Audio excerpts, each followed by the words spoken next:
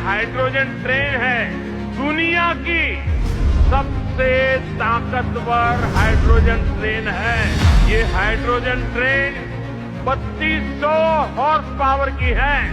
भारत ने पहली बार में सीधे 10 कोच वाली हाइड्रोजन ट्रेन चलाकर, वाह मोदी जी वाह, पानी से ट्रेन चला दी। हमारे पीछे देश की सबसे पहली हाइड्रोजन ट्रेन।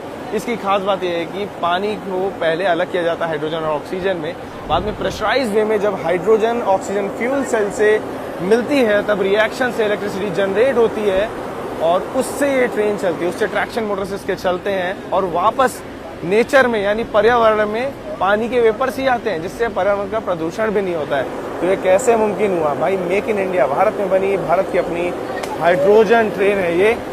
मोदी जी हैं तो भाई ये मुमकिन है। और ये रही पानी की ट्रेन। देश में पहली हाइड्रोजन ट्रेन का उद्घाटन हो गया है और ये वो ट्रेन है जिसमें ना डीजल लगता है ना बिजली के तार हैं, फिर भी ये 120 की स्पीड से दौड़ती है और पीछे सिर्फ पानी छोड़ती है, यानी कि प्रदूषण भी नहीं करता ये। और हाँ, इसका किराया सुनोगे तो चौंक जाओगे।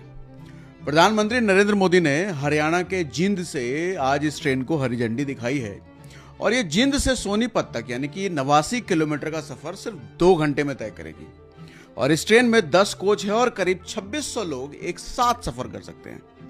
और इस ट्रेन में फ्यूल सेल लगा है भैया, यानी कि एक ऐसा सिस्टम जो हाइड्रोजन गैस और हवा की ऑक्सीजन को मिलाकर खुद बिजली बना लेता है।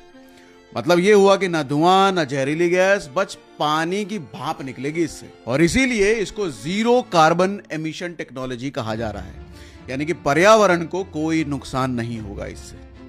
और अब बात किराए की कर लेते हैं जो आप सुनना चाहते हैं। इस ट्रेन में सबसे मिनिमम किराया सिर्फ 5 रुपए का है, सिर्फ। यानी कि एक स्टेशन से अगले स्टेशन तक जितना पैदल चलने में थकान होगी भैया, उससे कम पैसे कम किराए में तो पहुंच जाओगे आप।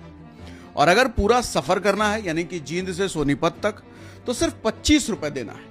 मतलब 25 से 30 पैसे पर किलोमीटर भी नहीं लग रहे हैं। और अब जरा विदेश का हिसाब भी देख लो। जापान में हाइड्रोजन ट्रेन का किराया करीब 10 से 15 रुपए पर किलोमीटर लगता है।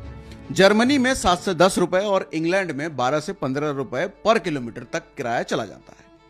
यानी कि भारत का किराया इन देशों के मुकाबले लगभग ना के बराबर है। तो भैया असली तरक्की वो नहीं है जो सिर्फ टेक्नोलॉजी में आगे हो।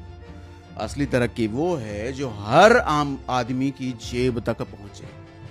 आज दुनिया जिस टेक्नोलॉजी को लग्जरी समझती है, भारत उसे बना रहा है सबकी सुविधा के लायक। और यही फर्क है सिर्फ आगे बढ़ने और सबको साथ लेकर आगे बढ़ने।